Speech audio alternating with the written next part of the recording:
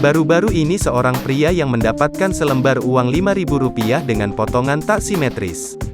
Melalui unggahan video di media sosial TikTok-nya @tupai_song, pria tersebut menunjukkan penampakan uang tak simetris yang dimilikinya. Rekaman video memperlihatkan selembar uang Rp5.000 yang mempunyai potongan tak simetris. Pada bagian kiri dari uang Rp5.000 ini potongannya tinggi sebelah. Pemilik uang tersebut mengaku tak akan pernah menjualnya, meskipun dibayar dengan nominal miliaran rupiah sekalipun. Video viral tersebut menarik mendapat beragam komentar dari warganet. Ada warganet yang menanggapi balik bahwa mereka juga tidak mau membeli walau diberikan uang itu secara gratis.